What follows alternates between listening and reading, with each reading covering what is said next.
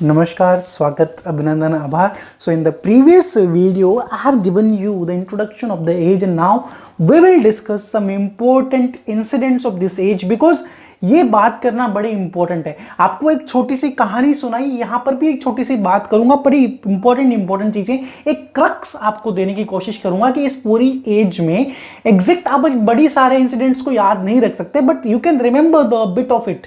और जो बड़ी इंपॉर्टेंट चीजें हैं जिनसे आपको क्वेश्चंस बनने की कोशिश हो सकती है, वो आपकी चीज हमारे लिए ध्यान रखनी बड़ी इंपॉर्टेंट है। So in this video we are going to discuss the important incidents of Caroline and interregnum age. So this मयूर दोस्त Tiwari welcomes you all on literature पे चर्चा। चलिए शुरू करते हैं। ये जो एज है इसके अंदर बड़ा केओस हुआ, सारी बातें हुई, वो तो हमने अभी पिछले वीडियो के अंदर देखी, पर उसके अलावा उसको अगर हम समराइज करें, उसको सिंपल वे में देखें तो क्या है वो कहानी देखते हैं। सबसे पहली चीज, रॉयलिस्ट एंड पार्लियामेंटेरियन का कॉन्फ्लिक्ट वो हमें देखने को मिला।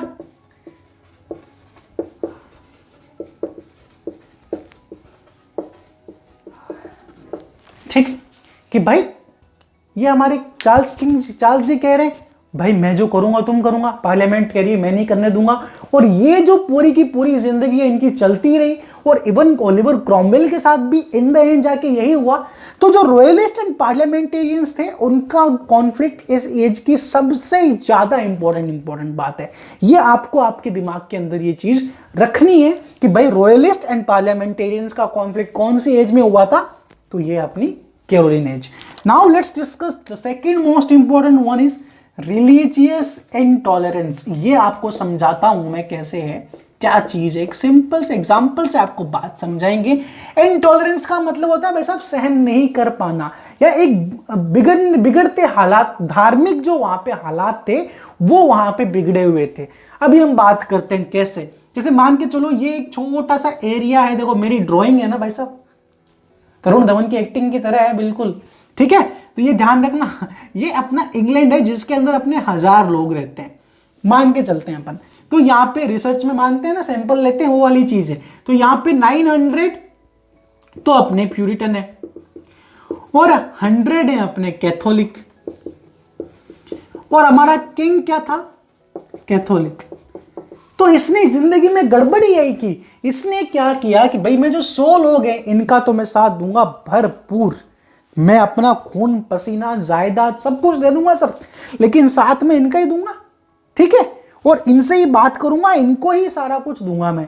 तो ये 900 लोग क्या करेंगे फिर, ये तो कोई जिंदगी में ऐसे थोड़ी ना है मजे करने आए हैं, ये इनको भी तो कुछ ना कुछ चाहिए, और किंग से वो भी एक्सपेक्ट करते हैं कि भाई इनके अलावा हमारा भी ध्यान रखें। तो यही यहां पे गड़बड़ होती है कि कैथोलिक सिज्म को प्रोटेक्ट करने की कोशिश की चार्ल्स फर्स्ट है, और इसकी वजह से क्या होता है, यहां पे इतना इंटॉलरेंस क्रिएट होता है कि प्यूरिटन्स ने कहीं ना कहीं मैसेकर करना स्टार्ट कर दिया था।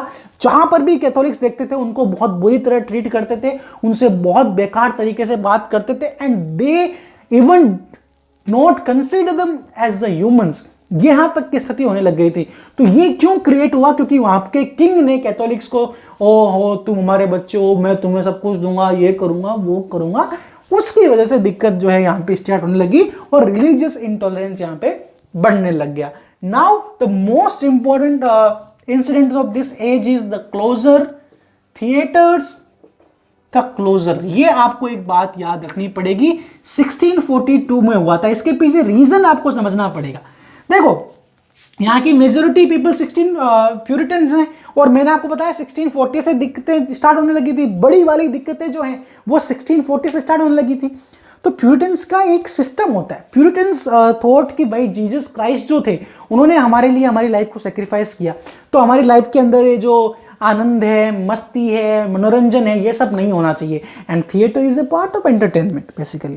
तो जब theatre is a part of entertainment तो उनको लगा कि ये कैसे खुले हुए हैं साहब, यहाँ पे लोग प्ले कैसे देखने आ रहे हैं, ये बंद होना चाहिए पहले, ये तो बिल्कुल ही नहीं चलेगा, ये हम सहन नहीं कर सकते। तो इन्होंने 1642 के अंदर क्या किया, थिएटर्स को क्लोज करा दिया।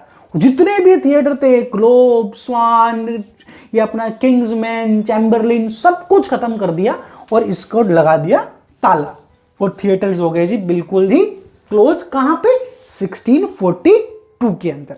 अब इसका इफेक्ट क्या हुआ, पता ही है कि ड्रामा अपने को इस पूरी एज के अंदर ढंग का देखने को ही नहीं मिला, क्योंकि वो पॉसिबल ही नहीं था। ड्रामा कहाँ लिख के करेंगे क्या, कहीं प्ले करने की जगह ही नहीं है, वो चीज हुई। उसके बाद सबसे इंपॉर्टेंट चीज लाइसेंसिंग एक्ट। लाइसेंसिंग एक्ट की हम बात करेंगे, इसको आपको सिंपल से वर्ड में समझाने की कोशिश करूंगा, which is called as censor board. आप आजकल देखते होंगे, ठीक है, कि भाई कोई भी फिल्म बनती है उसके अंदर अपने को सेंसर बोर्ड का सिस्टम होता है कि भाई आपको जाना होता है, आपको अपनी फिल्म या अपना जो चीजें होती है दिखानी होती है कि वैसा मैं ये बना रहा हूं, इसके अंदर कोई विवादास्पद चीज नहीं है, जो भी नहीं है।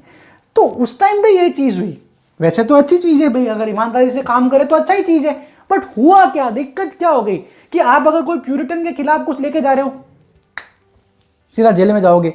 ऐसा कुछ अगर आप if you talking about some sort of different kind of thing, sexuality के बारे में बात कर रहे हो, ब्लास्फेमी के बारे में बात कर रहे हो, सेडिशन के बारे में बात कर रहे हो, आप कुछ अलग अलग प्रकार की चीजें के बारे में बात कर रहे हो, आप धर्म से रिलेटेड कोई कॉन्ट्रोडक्टरी बात कर रहे हो, या ऐसी कोई बात कर रहे हो जो प्यूरिटन्स को पसंद ही नहीं है, तो वो आपका वर्क ही पब्लिश नहीं होने देंगे। वो कहेंगे भाई साहब ऐसा है, निकलो, आप पहली फुर्सत में निकलो यहाँ से, आपका कोई वर्क पब्लिश नहीं कर सकते हैं, क्योंकि आपका जो कंटेंट है वो क्या है, कॉन्ट्रोवर्शियल है। यहां पे ये दिक्कत हो जाती है। तो ये लाइसेंसिंग का यहां पे ये घाटा हुआ, ठीक है। उसके बाद हम बात करते हैं सबसे important, the rule of Oliver Cromwell. देखो ये कहीं ना कहीं इसने इंग्लैंड के लोगों को समझाया कि जो एनार्की होती है ना, एनार्की मीन्स तानाशाही, किंग जोंग कुंग, वो ऐसे आंखों वाला किंग जोंग कुंग टाइप के जो लोग होते हैं, ठीक, वो क्या करते हैं कि वैसे अपुनी है, अपुनी भगवान है, गणेश कायतोंडे है, अपुन जो बोलेगा वही करना पड़ेगा। तो जिंदगी यहाँ पे ये ऐसी होती है। ओलिवर क्रॉमवेल को देख के तो लगा था कि वैसा लॉर्ड प्रोटेक्टर है, इंग्लैंड को बचाएंगे, इंग्लैंड को पता नहीं क्या ही बना देंगे, लेकिन दिक्कत क्या हुई, इसने भी वही किया।